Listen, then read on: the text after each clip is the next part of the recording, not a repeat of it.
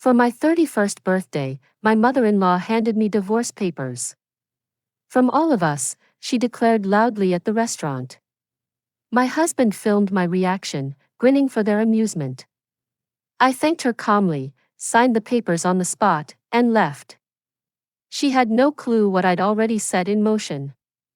3 days before, I spotted Margaret at our kitchen table, legal documents scattered in front of her.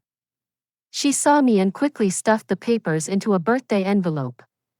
"Just family paperwork," she said with an odd smile.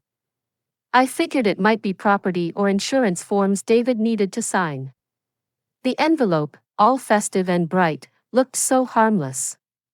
That morning, I'd come downstairs early to brew coffee before my shift at Romano's. The house was still, and I expected an empty kitchen. Instead, there was Margaret, hunched over official papers, her reading glasses low as she scribbled notes with a red pen. My footsteps on the hardwood made her head snap up. For a moment, her face showed something new, not her usual disapproval, but a flicker of triumph. She moved fast for someone in her 60s, stacking the papers neatly and slipping them into a fancy birthday envelope. "Good morning, dear," she said, her voice dripping with fake warmth that instantly raised my guard. Margaret never called me dear. She usually avoided my name, calling me David's wife or just she when speaking to others. This sudden sweetness felt off, like she was trying it on for size before tossing it aside. The envelope was stunning, pale pink with silver, "Happy Birthday" script. Butterflies fluttered along the edges, making it look pricey and thoughtful. Margaret held it delicately, tracing the edges like she was proud of her choice. "I picked this just for you," she said, eyeing me closely. Before we dive deeper into this wild story of betrayal turned victory, please hit subscribe if you believe hard work deserves respect, not scorn. Your support lets us share more tales of women who rise above. Now, let's see how Margaret's cruel plan completely backfired. I poured my coffee and tried chatting casually, asking if she needed help with her paperwork. Margaret's laugh was light, unlike her usual stiff replies. "Oh, this is a special project I've worked on for a while. David doesn't even know yet." Her secrecy piqued my curiosity. In 2 years of marriage, Margaret never planned surprises or cared for gifts beyond basic holidays. She was all business, not one for sentimental gestures. Her effort on my birthday felt like a step forward in our rocky relationship. "It'll change everything," she added, tucking the envelope into her purse. "I've consulted professionals to ensure it's all perfect. You deserve something big after all this time." Her words sparked hope in me. Maybe she'd finally see my struggle to fit into their family. Perhaps she noticed my efforts to find better work. Or maybe she saw how much I loved David despite their endless jabs. The thought of her planning something special for my 31st birthday lifted my spirits. David walked into the kitchen soon after, ready for work.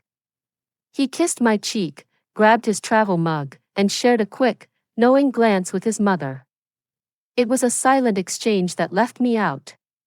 When I asked if everything was okay, David just grinned and said they were planning a big birthday surprise. That week, Margaret's behavior turned oddly warm. She called twice to check my schedule, ensuring I'd be free for my birthday dinner. She even suggested celebrating at Romano's, which floored me. Margaret always dodged eating there, making excuses when David suggested it. "It's special to celebrate where you work," she said on one call. "We should honor every part of your life." Her words sounded kind, but her tone felt off. Margaret didn't do warm and fuzzy or care about my life. The shift felt more scheming than sincere. Emma, David's sister, acted strange too. She'd smirk when Margaret mentioned my birthday and jumped in to help plan without being asked. Emma usually skipped family events with me, citing work or other plans. Her sudden enthusiasm for my birthday dinner made me wary, but I ignored my gut and focused on their seeming acceptance. David's excitement grew all week. He'd check his phone constantly, smirking at texts. When I tried glancing at his screen, he'd tilt it away, teasing that it was secret birthday business. His playfulness felt sweet, not suspicious. The night before my birthday, Margaret called to confirm the dinner plans. "Wear something nice," she said, "but not too fancy. You'll want to be comfy for what's coming." Her voice had a hint of glee I mistook for excitement about celebrating me properly. I took extra time picking my outfit, choosing a navy dress that looked polished yet approachable. In the mirror, I saw someone desperate to earn their approval, smoothing every crease. I wanted to be perfect for what I hoped was our family's turning point. That night, as I got ready for bed, David was unusually tender.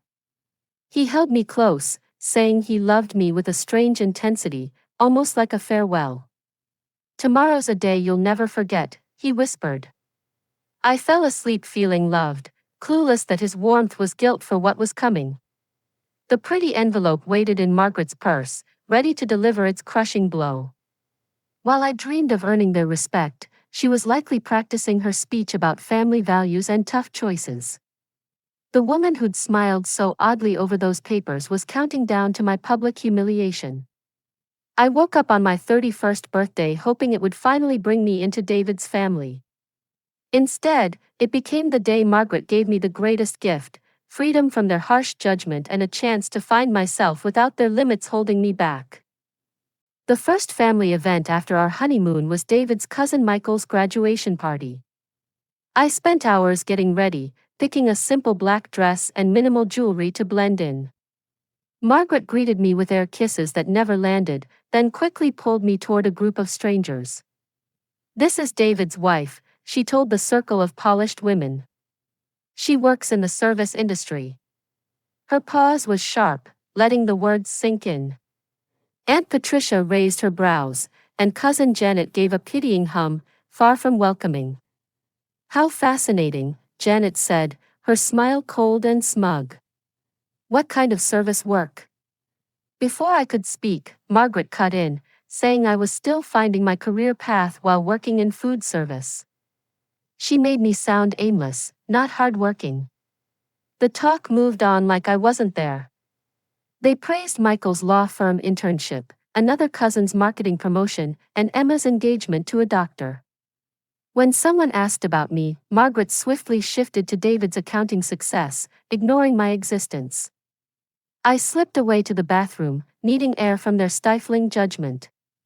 In the hallway, I overheard Margaret whisper, "We hope she'll find something better soon. David needs a wife who fits their social status." Her words cut deep, reducing me to a failure in their eyes. Thanksgiving dinner 3 months later was worse. Margaret invited distant relatives, some I'd only met at the wedding. As we shared what we were thankful for, she spotlighted everyone's career wins, completely bypassing me. "I'm thankful for Emma's engagement to Dr. Patterson," Margaret glowed, "and David's growing accounting clients." When my turn came, I spoke of family and health, dodging work to avoid her lectures. After dinner, Margaret's sister Patricia cornered me while we washed dishes. "Margaret just wants what's best for David," she said. "Have you thought about going back to school? There are so many options for women who want to better themselves." Her advice felt like a family verdict on my flaws. Holidays turned into tests of endurance, not joy. At Christmas, Margaret gave Emma a lovely silk scarf and me a book, Professional Success for Women, wrapped in newspaper.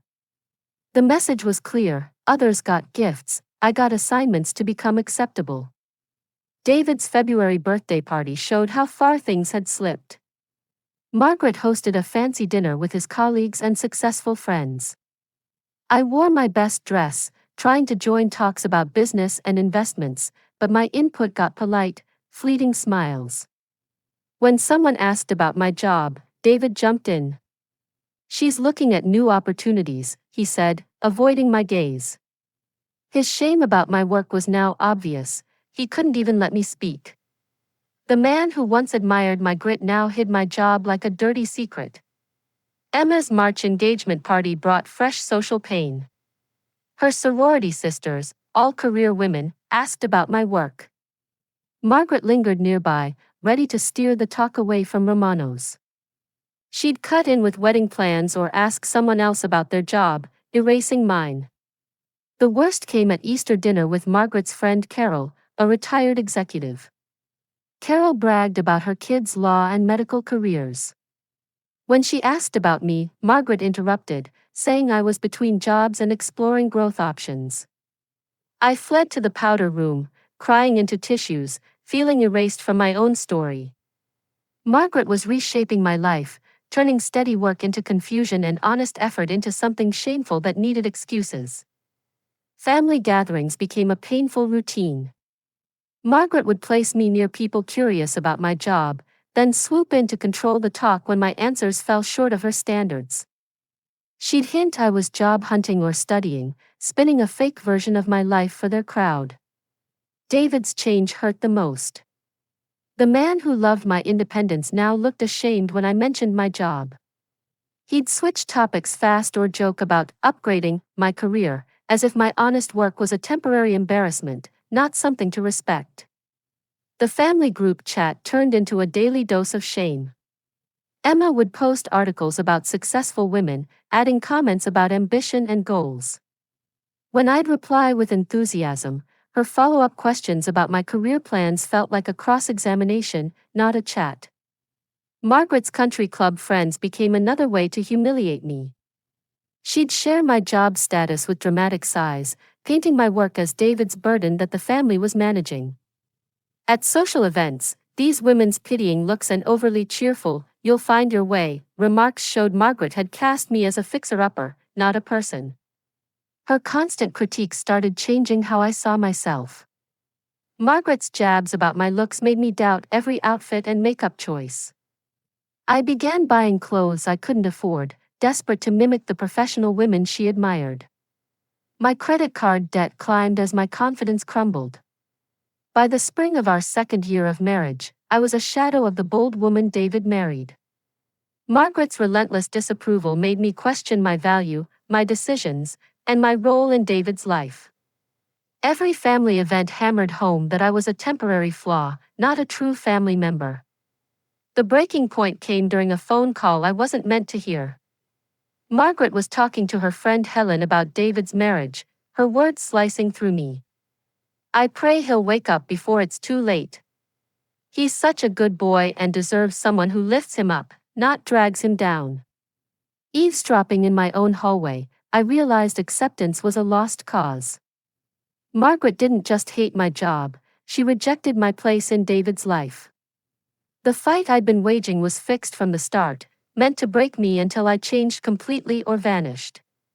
The morning after Margaret's crushing call, I opened my laptop with new resolve. If she wanted David to leave me, I'd prove her wrong by becoming the professional she said he needed. I signed up for LinkedIn, Indeed, Monster, and local job sites, my screen glowing with possibility. My resume was thin: 3 years at Romanos, a high school diploma, and random part-time gigs from school days. Staring at the empty spaces where degrees and achievements should be, I heard Margaret's voice mocking my lack of real qualifications and proper training. I rewrote my job descriptions 5 times, trying to make waitressing sound professional, managed multiple client interactions while ensuring top satisfaction. Handled fast-paced service delivery under tight deadlines. The words felt forced, but online tips swore fancy phrasing could close experience gaps. Cover letters consumed me. I'd wake early to craft tailored notes for admin, customer service, and entry-level office jobs across 3 counties. Each took an hour, highlighting how my restaurant work built skills like reliability and communication under pressure. The first rejection hit hours after applying for a dental receptionist job. "We need candidates with medical office experience." An insurance company followed. "This role requires a college degree." By week's end, my inbox was flooded with polite rejections saying I wasn't qualified for anything beyond Romanos.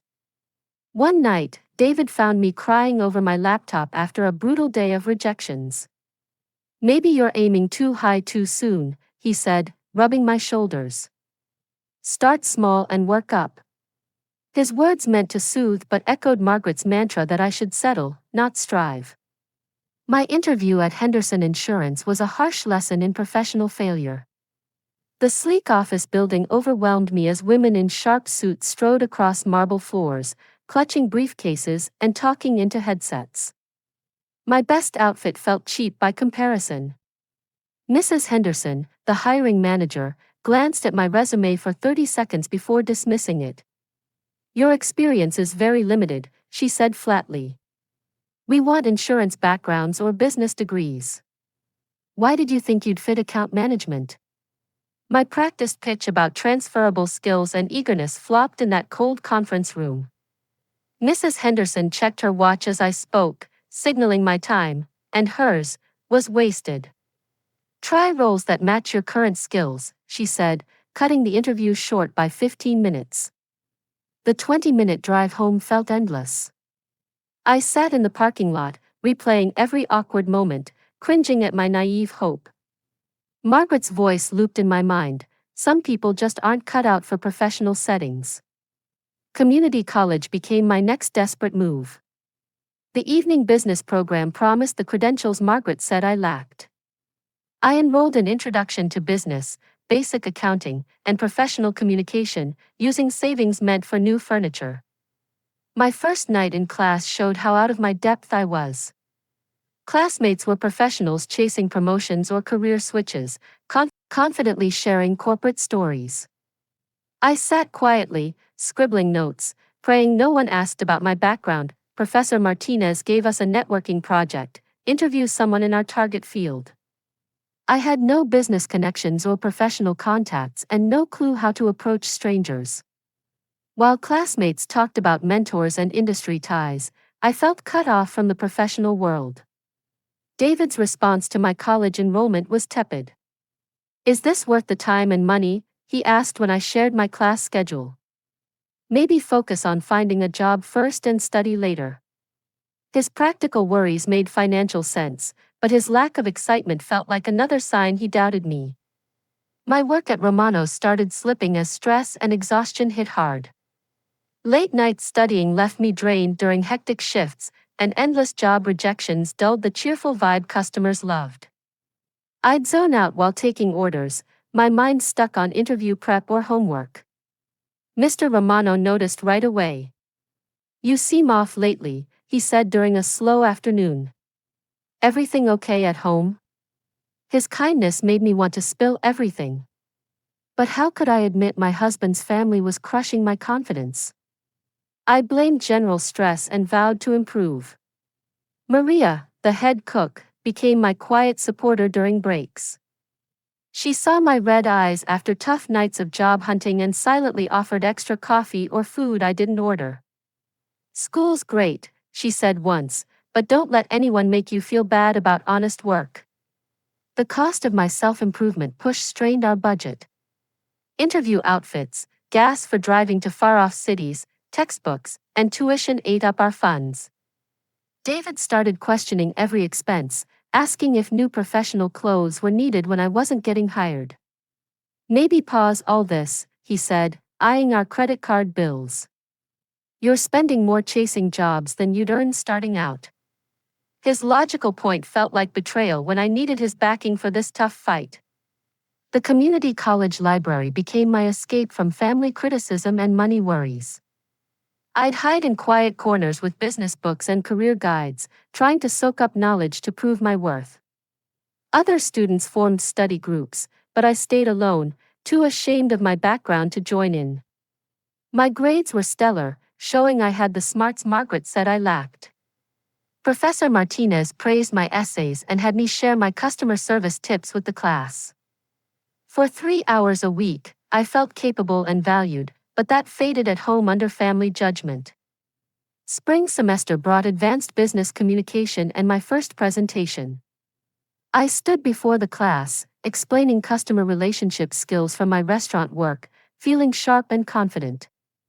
My classmates asked smart questions, genuinely curious about my real-world experience. That confidence fizzled when I told David about my success over dinner. "That's nice," he mumbled, scrolling his phone. Maybe Margaret will care when you're done. His words turned my achievement into a tool for his mother's approval, ignoring my personal growth. The semester ended with great grades and fresh hope, but job applications kept bringing rejections, not enough experience. Need degree completion. Requires corporate background. Each email screamed that education alone couldn't close the gap to their expectations. Margaret's take on my school progress was predictably cold. Community college is a start, she said when David mentioned my grades, but real careers need a proper university degree. Even my wins became proof I wasn't good enough for her son in her endless mission to tear me down. Summer came, and my resolve held strong. Despite Margaret's snide remarks about community college, I made spreadsheets to track job applications, color-coding them, green for sent, yellow for waiting, red for rejections. Within 3 weeks, my screen was flooded with red, each marking another closed door. The rejection from Pinnacle Marketing stung hard. I drove 45 minutes for an interview, wearing a new blazer bought just for it. The HR director skimmed my resume, asked 2 questions about my restaurant work, then spent 10 minutes explaining why they needed a corporate background. Your customer service skills are nice, she said politely, but this role needs strategic and analytical skills from business experience. It felt like she was saying waitresses couldn't think right. I thanked her and walked to my car, feeling smaller than when I arrived. My folder of rejection letters grew thick, needing a rubber band.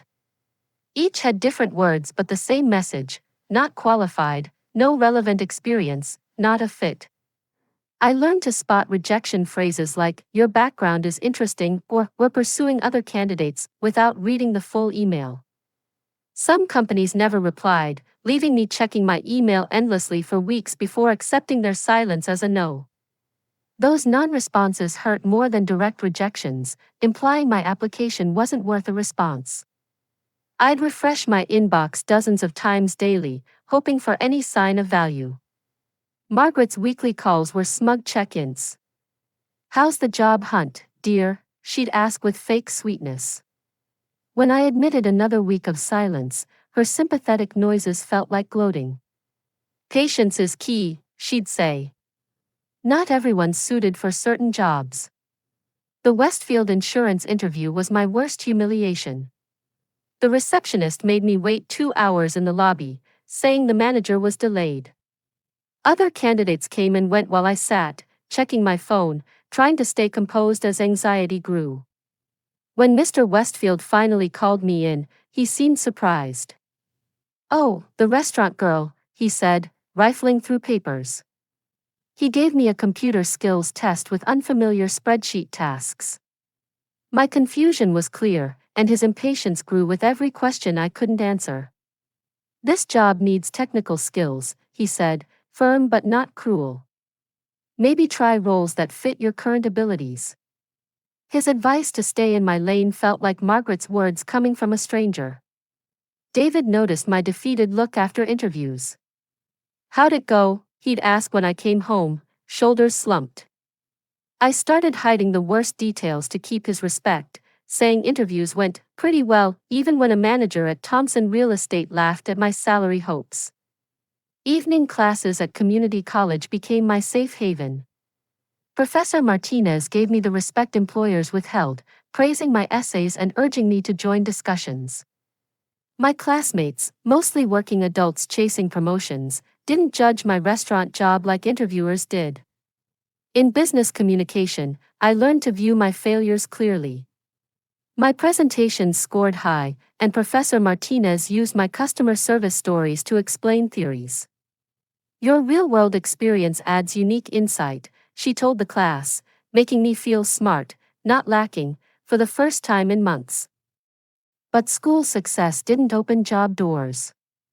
The same week I aced my midterm, Coastal Bank rejected me. "Your education is impressive, but we need banking experience for this entry-level role." The irony hit hard. Even starter jobs required experience I couldn't get without being hired. Romano's restaurant was my only steady ground in a chaotic life. Mr. Romano saw my distraction during busy shifts and pulled me aside one quiet Tuesday. "You've been off," he said, concern on his weathered face. "Trouble at home?" I couldn't admit my husband's family was tearing down my self-worth. I blamed stress and promised to do better. Mr. Romano didn't buy it but gave me easier tables and extra breaks when I looked worn out. Maria, our head cook, became my quiet lifeline. A single mom of 3 with 15 years at Romano's, she knew struggle. During slow times, she shared her own stories of juggling school and work, offering wisdom over coffee. "They want you to feel small," Maria said one night as we cleaned up after a hectic dinner rush. "But you manage 6 tables in a frenzy, nail every order, and keep tough customers smiling. That's real skill, not something fancy degrees teach." Tony, our youngest staff member, cheered me on with youthful optimism. "You're the sharpest one here," he'd say when I looked crushed. "Those companies are clueless." His unconditional belief in me felt like a rare gift. The cost of my job hunt strained our marriage. Interview clothes, gas for far-off cities, parking fees, and tuition drained our savings. David grew worried watching our account shrink, questioning if professional outfits were worth it when I kept getting rejected. "Maybe hold off on applications," he said, scanning our bills. "Focus on school and tackle jobs after graduation." His advice was practical, but it felt like giving in to Margaret's timeline instead of fighting to prove her wrong. Sleep slipped away as rejection fears haunted my nights. I'd lie awake, replaying interview blunders, wondering what I could have said better, picturing other candidates wowing employers who dismissed me. Darkness amplified every doubt Margaret sowed about my value. My appetite faded with my confidence. Food became mere fuel, and I shed weight without meaning to. At our monthly family dinner, Margaret noted I looked tired, her fake concern dripping with glee. Even my appearance became proof I couldn't handle professional pressure. My rejection letters piled so high I needed a bigger folder. Each carried hours of hope and eventual letdown. Some employers were kind, others blunt about my shortcomings, but the outcome was the same: I didn't fit their professional world. By fall, I'd applied to 47 jobs across 4 counties. Rejections were routine but still cut deep. Margaret's claims about my limits seemed true, and the job market seemed set on keeping me stuck serving tables, chasing an acceptance I'd never win. One Monday afternoon, I sat at the kitchen table, surrounded by another failed week. 47 rejections, Margaret's latest jab about community college, and David's frustration with our expenses had me doubting my fight. Beside me, a laundry basket held work uniforms, failed interview outfits, and clothes for staying home between losses. My phone buzzed with an unknown number while I folded David's shirts. I usually ignored telemarketers, but something made me answer. Maybe I craved a miracle. Or maybe I was just tired of feeling cut off from a world that kept saying no. "Hello, is this Eliana?" The woman's voice was warm, professional, not rushed like most business calls. She said my name with care, like it mattered. "This is Jessica Martinez from Grand Plaza Hotels HR. Is this a good time?" My heart froze. Grand Plaza Hotel. I'd applied there in a desperate February night, 6 months back, when winter rejections piled up fast. It was one of dozens of applications sent into the void of job boards, with no hope of a reply. "We got your application for our guest services coordinator role," Jessica said. "Are you still interested in talking about opportunities with us?" Her words felt unreal after months of silence. Someone was calling about a job, treating my application like it had worth, not tossing it into a rejection pile. I dropped the shirt I was folding, my hands shaking as I grabbed a pen and paper. "Yes, I'm definitely interested," I said, keeping my voice steady. "I'd love to hear more about the role." Jessica's laugh was warm and genuine, unlike the cold rejections I was used to. "Your restaurant experience really stood out," she said. People like you thrive in hospitality because you know customer service inside out. Her words felt like a breakthrough. Someone valued my waitressing skills instead of dismissing them. Jessica explained that Grand Plaza Hotel focused on guest experiences, prizing practical service knowledge over theoretical training. My time at Romano's wasn't a flaw, it was a strength. We provide full training for career growth, she continued, including paths to management for those showing leadership. Our benefits include health and dental insurance, retirement plans, and support for professional courses. These benefits were beyond my wildest dreams. At Romano's, health insurance was out of reach, and retirement was for others. An employer supporting my education instead of questioning it felt like a miracle. There's one more thing, Jessica said, her voice excited. The job comes with housing, a furnished apartment with utilities covered, just 5 minutes from the hotel. It's perfect for employees relocating. I had to sit down. Free housing meant freedom from David's family's constant judgment and financial strain. 3 hours away from Margaret's disapproval felt like a dream turned real. The salary is $42,000 to $48,000 yearly, based on experience and training performance, Jessica added. My Romano's income barely hit $30,000, even with tips and extra shifts. This job could change my entire life. It's a big move since you'd relocate, Jessica said. But your background impressed us, and we think you'd fit our team perfectly. Can we set up a phone interview this week to talk more? My mind raced with possibilities I'd never dared imagine. Respect, financial freedom, distance from Margaret's toxicity, and a chance to prove my worth, all from someone who saw my potential, not my limits. I'd love to schedule an interview, I said, my voice firm for the first time in months. This sounds amazing, and I'm eager to learn about the team and role. Jessica's enthusiasm lifted me, making me feel wanted after endless rejections. We set the interview for Thursday afternoon, giving me 3 days to research the hotel and prepare questions. After hanging up, I sat in my quiet kitchen, feeling hope I'd almost forgotten. Margaret's birthday envelope, filled with her cruel plan, was somewhere in this house. But I now held proof that her doubts about my worth were dead wrong. The timing felt like fate. I wanted to tell David the news, but I held back. This was my victory, earned despite his family's discouragement. For the first time, I had something that didn't need their approval. This job was more than work, it was proof of my value. Jessica saw skills in my application that dozens of employers overlooked. Someone finally recognized my restaurant experience as strength, not shame. I decided to keep it secret until my birthday dinner. Margaret had spent years saying I wasn't good enough for David. Now I'd show I was not only enough but soaring beyond her narrow view. Her envelope would be nothing compared to my news, her judgment was wrong.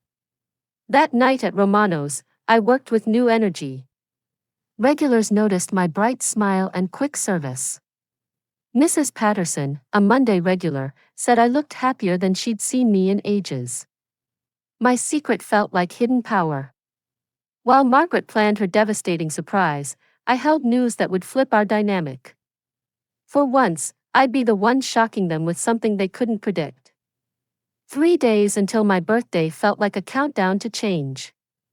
Margaret's envelope might hold her family paperwork, but my future now sparkled with possibilities she couldn't control. Tuesday morning, I locked myself in the bedroom for my interview with Jessica while David was at work. The call was everything I'd hoped. Her questions focused on things I knew well, handling tough customers, juggling tasks in busy moments, and keeping service top-notch under pressure. I heard papers rustle as Jessica said, "Your references from Romano's are stellar. Mr. Romano raved about your reliability and customer skills. That's the foundation we value at Grand Plaza Hotel." Knowing my boss praised me to a new employer felt like sweet revenge after months of hearing my experience wasn't enough. That afternoon, while prepping for my shift, the job offer landed in my inbox. The PDF was sleek, with the hotel's fancy letterhead and clear terms: guest services coordinator, $45,000 starting salary, full benefits, and housing included. I printed 3 copies, tucking one in my purse like a lucky charm. At Romano's that night, I worked with a spark I hadn't felt in ages. Each customer interaction reminded me my skills mattered in professional settings. When Mrs. Chin praised my service and tipped generously, I saw how those skills would shine in a luxury hotel. "You're back to yourself tonight," Maria said during our break. She was right. The heavy cloud of inadequacy had lifted. For the first time since Margaret's attack started, I felt I belonged in the world. Wednesday morning, David called, his voice buzzing with excitement. "Mom wants to celebrate your birthday at Romano's tomorrow," he said. "She knows you love working there." His take on Margaret's choice made sense. It felt like she was finally respecting my workplace. "That's amazing," I said, touched by what seemed like a step forward. "Is she starting to accept my job?" David paused just long enough to fuel my hope for a better family dynamic. "I think she's seeing what makes you happy," he said carefully. "She wants this birthday to be special." His words, paired with my secret job offer, made it feel like everything was falling into place. Emma's text that afternoon boosted my excitement, "So pumped for tomorrow night. It's gonna be unforgettable." Her warmth felt real for the first time since we'd clashed. Maybe David had urged his family to treat me better, or they'd noticed my efforts to meet their standards. Wednesday night, I planned how to share my news. The offer letter hid in my jewelry box, ready to change how they saw me. In the bathroom mirror, I tested ways to sound humble yet confident, perfecting my big reveal. "I've got exciting news," I practiced, staring at my reflection. 3 days ago, Grand Plaza Hotel offered me a job. The words felt strong, ready to shatter Margaret's story of my failure.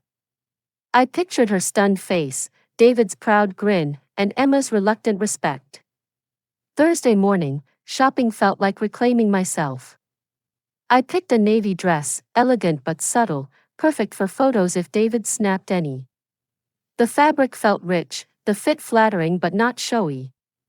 I wanted to look like the professional I was becoming.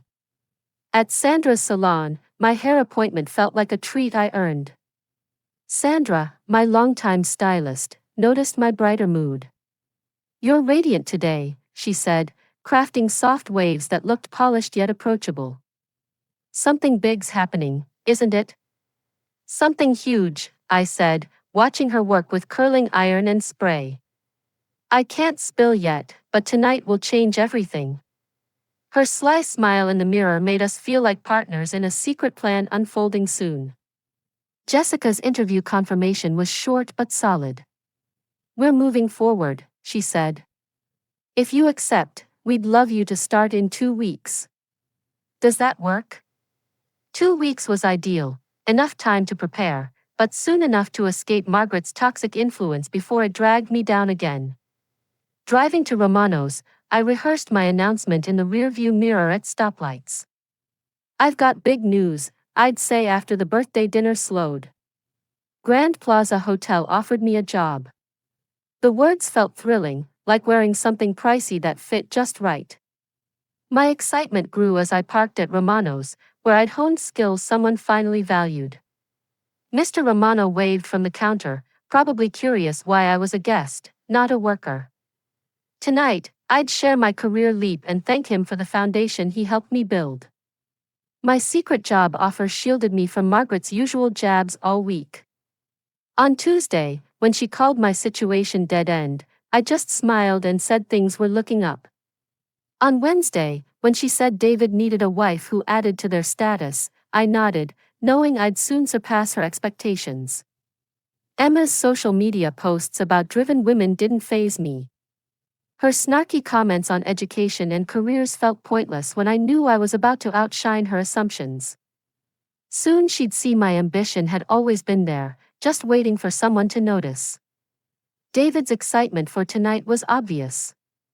He kept checking his phone, grinning at family texts. When I asked about the birthday plans, he gave a sly smile and said I'd love their surprise. His secrecy felt warm and playful, not suspicious. In our bedroom, my jewelry box hid the job offer letter like a hidden ace. Tonight, that paper would turn me from Margaret's letdown into a success story beyond their demands. The woman who'd hoped for my failure was about to see my biggest win. Walking into Romano's for my birthday felt like a fresh start. My secret gave me strength to face whatever family drama waited inside. Margaret's envelope might hold her paperwork, but my purse carried freedom, respect, and proof I'd earned more than they thought. The bell jingled as I led my family through Romano's familiar glass door into its cozy warmth. Evening light glowed through checkered curtains, dancing across tables where I'd served meals and built bonds with customers who felt like friends. Eliana. Mr. Romano's voice rang out, his warm smile a comfort after months of family criticism. He rushed over, wiping his hands on his apron, thrilled to see me as a guest. This must be the birthday party you mentioned.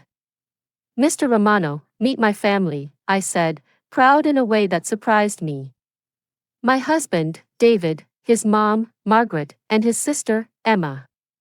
Mr. Romano greeted them warmly, his enthusiasm spreading. I was glad Margaret would see the respect I'd earned here. Margaret's smile was tight as she scanned the simple dining room. The red booths, mismatched chairs, and handwritten specials board didn't match her fancy tastes. But she was here for my birthday, and that felt like a small victory. We'll make tonight special, Mr. Romano said, guiding us to the corner booth I'd picked for privacy and a view of the kitchen where Maria worked her magic with Italian dishes. Maria caught my eye through the service window and winked. She'd seen my brighter mood all week and was glad my family was here. Tony, setting up tables, gave me a thumbs up and mouthed, "Happy birthday," with his usual energy. Sitting in the booth felt strange. I'd served this table countless times, but now I was a guest as other servers took our order. Margaret eyed the menu skeptically, holding it like it was dirty. Emma scrolled her phone, glancing up to share odd looks with David. The chicken parmesan's amazing, I offered, trying to connect my worlds. Mr. Romano's wife uses her grandma's sauce recipe. Margaret nodded but ordered the pricey $28 lobster ravioli, not even a house specialty. David seemed jittery with excitement during dinner. He checked his phone under the table, typing quick replies while half listening to me. When I asked about work, his answers were short, his mind clearly elsewhere. Waiting for an important call? I asked when his phone buzzed again during appetizers. David glanced at Margaret, getting a subtle nod I took as part of the birthday surprise. Just sorting out tonight's special touches, he said, his smile not quite reaching his eyes. Margaret's dinner talk felt staged. She asked about my college classes with fake interest, nodding while clearly distracted. Her usual critiques were gone, replaced by a strange niceness that gave me hope instead of warning me. "You've worked so hard to better yourself," she said as we waited for entrees. "It's inspiring how you keep pushing despite obstacles." Her words sounded kind, but her tone felt like a setup. Emma stifled a laugh at her mom's comment, hiding it with a cough when I glanced over. The birthday cake arrived as we finished dinner, carried by Sandra, a new server I'd trained. She set it down with a warm smile as the whole restaurant sang, "Happy Birthday." Regulars at nearby tables joined in, their voices filling me with a sense of belonging. "Make a wish," David said, aiming his phone to record. I shut my eyes, wishing for the courage to share my job offer smoothly, hoping it would close the gap between Margaret's demands and my reality. The candles flickered as I blew them out, smoke curling upward like my hopes. Margaret clapped loudly, her applause sharp and empty. She reached into her designer purse with a dramatic flourish, pulling out the decorated envelope I'd seen her preparing. "A special gift for you," she announced loudly. "From all of us," she added, holding it up for other diners to see. The pink envelope with silver butterflies looked sweet, like a gift for a cherished family member. Nearby customers glanced over, likely thinking I was lucky to have such a caring family. Emma raised her phone to record, and David adjusted his camera to catch my face, their teamwork flawless. "Open it," Margaret urged, her eyes gleaming with excitement I mistook for kindness. The envelope felt heavier than it looked as I traced its edges. Everyone at our table leaned in, watching me with a focus that made this moment feel huge. I tore the paper, revealing official documents inside. The legal letterhead hit me first, then the words, "Petition for Dissolution of Marriage," in bold. My breath stopped as I realized, divorce papers, on my birthday, in front of my coworkers and regulars. The restaurant hummed with chatter, but our booth was a tense bubble. Margaret's smug look confirmed this was no mistake, it was her plan all along, set up when I saw her with those papers at our kitchen table. David kept filming, capturing my shock for their amusement. They wanted to save this moment, maybe to replay it later with family who missed the show. My humiliation was their entertainment, perfectly planned and recorded. The papers weighed heavy in my shaking hands as I faced 3 eager stares. Margaret's smile was victorious, Emma's gleeful, and David's nervous but excited. They'd turned my birthday into their triumph, using my workplace as the stage for my downfall. Time slowed as I stared at the divorce papers, my mind grasping their cruel intent. The butterfly envelope had hidden a vicious blow. But instead of the breakdown they wanted, a clear, sharp realization hit me. I saw who these people truly were. Margaret's smile glowed with pride as she watched me take in her gift. Her eyes sparkled, thrilled by her months-long scheme. Emma leaned closer, still recording, eager for the collapse they'd planned. David's camera stayed on my face, waiting for tears I wouldn't shed. The restaurant's noise faded as nearby diners sensed the drama. Mrs. Patterson, my Tuesday regular, turned to watch. The couple at table 12 paused their talk, drawn by the tension at our booth. I glanced at the documents again, seeing the effort behind this moment. Someone had hired a lawyer, filed papers, and timed it to crush me publicly. The divorce petition was complete, needing only my signature to end our marriage. They'd even brought a pen, expecting me to obey. "Well?" Margaret asked when I stayed silent too long. "Aren't you going to say something?" Her voice carried, inviting the restaurant to watch my reaction to their surprise. She expected me to beg or cry for their spectacle. Instead, I took their pen and signed my name with steady hands, stronger than they'd been in months. The ink flowed, ending a marriage but starting something they couldn't predict.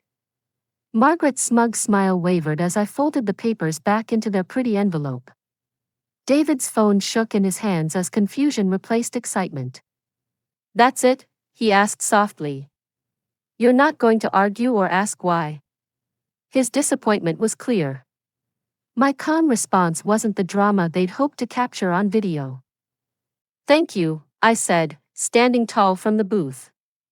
"This is the best gift you could have given me." Margaret's smug look turned to shock as I pulled my own envelope from my purse, the Grand Plaza Hotel job offer that would shatter their story about my worth. "I've got news too," I said, my voice ringing clear in the quiet restaurant. 3 days ago, I got a job as guest services coordinator at Grand Plaza Hotel. It pays $45,000 a year, with full benefits and housing included. The words felt strong, hitting hard in the stunned silence. Margaret's jaw dropped, speechless. Emma fumbled her phone, still recording, her glee now disbelief. David's camera caught his own shock as he forgot to film me. "It starts in 2 weeks, I went on, relishing their attention for a new reason. "It's 3 hours away, a fresh start with people who value my restaurant and customer service skills." Each word was a win against their months of put-downs. The restaurant exploded with cheers. Mr. Romano's voice boomed, "Eliana, that's amazing." Maria grinned from the kitchen window, shouting, "You deserve it," with pride. Tony dropped his rag and clapped, his energy spreading to other staff. Applause filled Romano's as my coworkers turned my humiliation into a triumph. Regulars stood, joining the celebration. Mrs. Patterson, who'd seen my struggles, raised her glass. To Eliana's bright future, she said, sparking cheers from other diners. The restaurant became a community lifting me up, their joy drowning out my family's cruelty. Margaret's face shifted from confusion to disbelief, then something like fear. She'd planned to crush me, but instead, she'd handed me freedom. "You knew about this job when you signed?"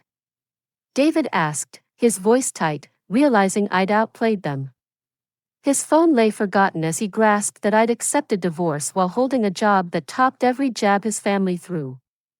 "I got the offer 3 days ago," I said, watching him pale as the timing sank in, "when you all got weirdly excited about my birthday."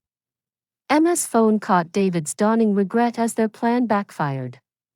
Margaret's divorce papers, meant to break me, had freed me to chase a job proving her wrong about my potential. Their cruelty removed the one thing holding me back from a life of respect. "The job includes management training," I added, showing them the official letter. "They hired me for my restaurant experience. My skills at Romano's are exactly what they want for hospitality leadership." Mr. Romano stood by our table, beaming. "Eliana's one of our best," he told Margaret. "Smart, hardworking, and respected here. That hotel's lucky to get her." His words carried the weight of my 3 years of honest work. Margaret sat silent, her lectures on my inadequacy crumbling as my coworkers cheered an achievement that proved her wrong. Her envelope, meant to ruin me, had delivered my freedom instead. Emma slowly lowered her phone, realizing their planned ambush was now my victory. The video meant to mock me would show their failure to see the worth others valued in me. I stared at David's job offer letter, the words blurring like a foreign script. 2 years of enduring his mother's criticism cost me a wife who left with her career soaring, financial freedom, and the moral superiority she'd taken from me. The silence after I shared my job news hung heavy in Romano's dining room, like a breath caught in time.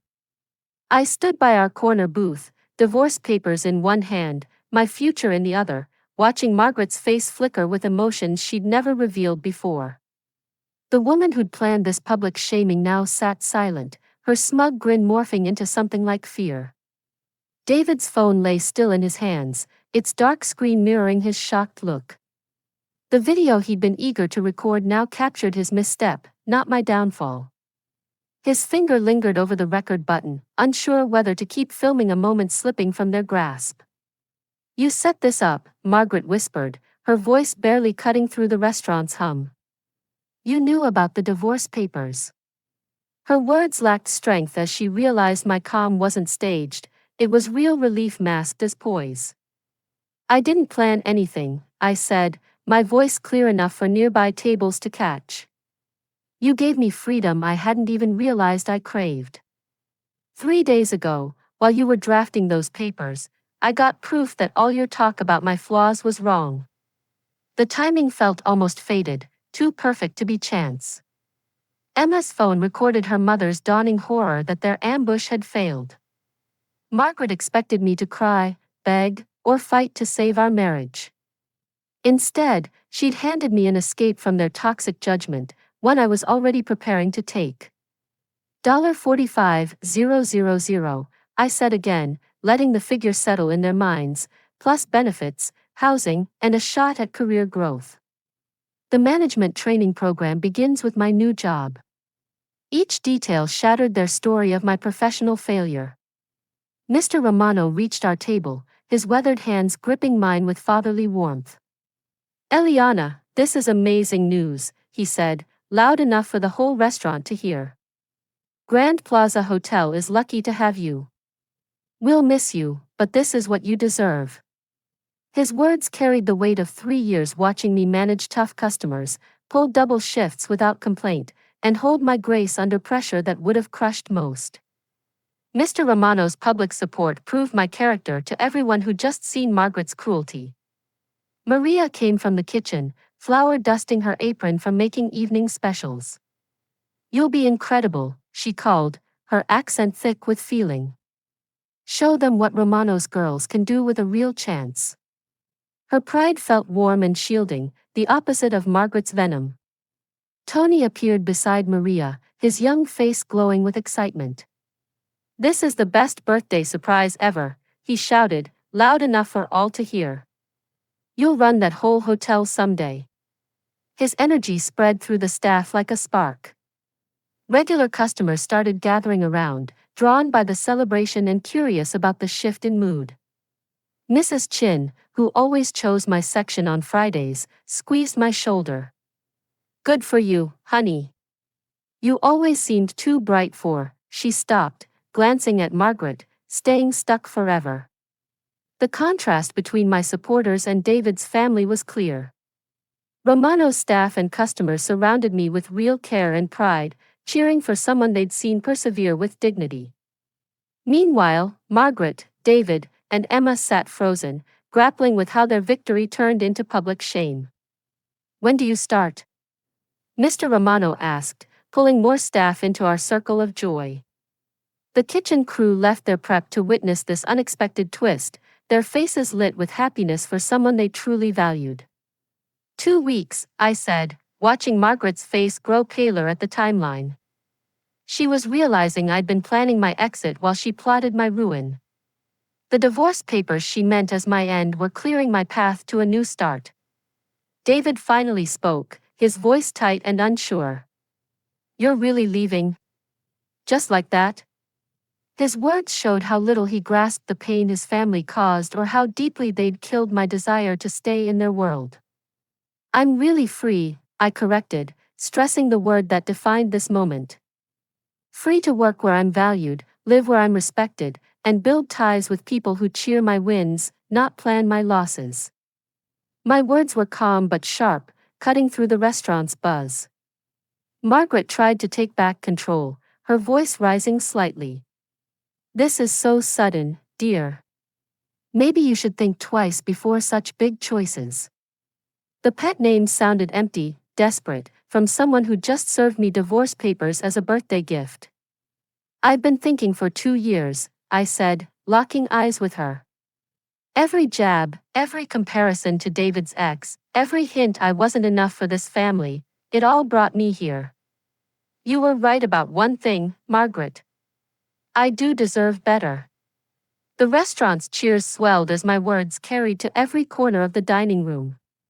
Diners nearby pieced together enough to realize they were watching someone break free from family cruelty.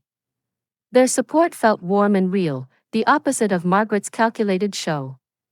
"The beauty of timing," I said, my voice gaining strength, "is that your divorce papers arrived just as I was ready to embrace freedom. I no longer have to pick between my marriage and my self-worth. You've made that choice wonderfully clear." Emma's video caught her family's unease as they saw their roles flip completely. They'd arrived at Romano's as accusers but ended up judged by the crowd. The audience they'd brought to shame me was now questioning their character instead. Margaret's purse lay open, the ornate envelope with the divorce papers looking silly and childish among legal forms. Her chosen weapon now stood as proof of her cruelty, forever saved in videos telling a story she hadn't planned.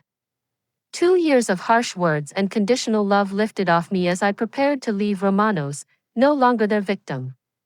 Every snide remark, every comparison to other women, every hint I wasn't enough, it all faded against my new job and real community support. David's face showed his slow realization of what just happened. His mother's birthday gift cost him a wife who was leaving with pride, success, and the freedom he'd helped steal. His video would forever show his family's cruelty and his role in my public shaming. Margaret sat still, her smug smile gone, replaced by the truth that her planned revenge became my perfect escape. The butterfly-decorated envelope by her purse looked weak and foolish, mocking the darkness of its purpose. I left Romano's that night with just my purse and my dignity, leaving behind a family who'd shown their true colors to a room full of witnesses. The cool night air felt fresher than it had in months, each step to my car a step away from people who never deserved my efforts. Driving home, my phone buzzed with messages I ignored. David, Margaret, and Emma were likely scrambling to save face, reeling from how their ambush became my victory. Their attempts to reach me felt empty now that I held my future's key. 2 weeks later, I stood in Grand Plaza Hotel's marble lobby, my uniform feeling like armor, not a costume. My nameplate, Eliana Walsh, Guest Services Coordinator, gleamed in elegant script, making me smile at my reflection. My maiden name returned with my self-respect. My new apartment in the employee residence became my haven. Small but stylish, with big windows showing the city skyline and a balcony for quiet morning coffee, it felt like home. No one judged my choices or made me feel like a guest in my own space. Jessica Martinez, my supervisor, became a mentor who saw leadership in me that Margaret spent 2 years denying. In my first month, she trusted me with VIP guest relations, relying on my Romano's skills to handle tough clients with ease and professionalism. Your restaurant experience gives you instincts others need training for, Jessica said at my 30-day review. You read people, anticipate their needs, and stay calm under pressure. Those are exactly the skills luxury hospitality demands. The management training program opened doors I never dreamed of. Corporate communication seminars taught me business language that made my community college classes seem basic. Leadership workshops showed strengths I'd always had but was taught to doubt. My first promotion to assistant guest services manager came 4 months in, with a raise pushing my income over $50,000. I could afford nice clothes, regular salon visits, and savings that grew instead of shrinking under financial strain. News of my success trickled back through shared friends, feeling like poetic justice. Linda, Margaret's country club friend, stayed at Grand Plaza and saw my name in the staff directory. She asked for my help with her corporate event. "You're David's ex-wife, right?" Linda said during our meeting. "Margaret said you worked in hospitality, but not that you were managing at such a high-end hotel." Her surprise spoke volumes. Margaret had downplayed my success to keep her story of my failure alive. Linda's praise of my work reached Margaret through their social circle within days. The woman who called me a mere waitress had to hear her friends rave about my skills. My success was too big for Margaret to brush off anymore. David's messages started coming through social media, but I never replied. His texts grew desperate as he realized what he'd lost. Margaret's lessons about valuing people only after breaking them taught me not to trust those who cheered my failures. His regret meant nothing against the respect I'd found. The divorce settlement went my way, thanks to their own evidence. David's video of the birthday ambush proved their planned cruelty, leaving his lawyer with no defense. No judge would grant alimony or assets to someone who staged public humiliation for fun. Margaret's legal plan failed as badly as her birthday surprise. The ornate envelope she'd crafted became proof in court of her role as the family's manipulator. Her careful planning, timing, place, coordination, showed intent that shielded me from financial ties to people who saw me as disposable. 6 months after Romano's, I became guest services manager, leading 12 coordinators across 3 departments. The role included a company car, an expense account, and a salary nearing $60,000 a year. Each step forward proved Jessica's belief in me and disproved Margaret's claims about my limits. At the hotel's annual employee awards, I stood on stage, receiving a prize for outstanding customer satisfaction. I recalled Margaret's phone call, praying David would rethink our marriage. Her prayers were answered, but not how she expected. My speech was short but heartfelt, thanking my team and crediting my restaurant days for shaping my hospitality skills. Hotel executives and local business leaders clapped for someone Margaret had called unfit for success. Their respect felt honest, not forced. Emma's social media rants about driven women stopped after my promotions hit local business news. Her snarky posts about education and careers looked foolish against my real achievements, earned through hard work, not privilege. David sent a LinkedIn request the week I became manager, likely following my progress through shared contacts. His attempt to link up professionally felt weak and obvious. The man who filmed my supposed shame now wanted a piece of my success. The best part was thriving without needing their validation. My joy was full and mine alone, rooted in real accomplishments and true friendships, not in chasing approval from people blind to my value. Margaret's opinions no longer mattered to my happiness. My new co-workers valued my ideas, appreciated my work, and trusted me to lead. The professional world Margaret said I'd never fit into embraced me and rewarded my efforts with growth. Every shift at Grand Plaza Hotel proved her judgment wrong. My real revenge wasn't hurting them, it was showing their cruelty came from their own envy and insecurity, not from any truth about my abilities. Margaret's need to belittle me exposed her flaws, not mine. Her divorce papers, meant to break me, freed me to find success beyond her small view of what I could achieve.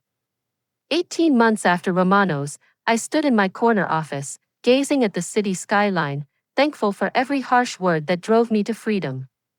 Margaret's butterfly envelope held the greatest gift, escape from people who never deserved my efforts to win their love.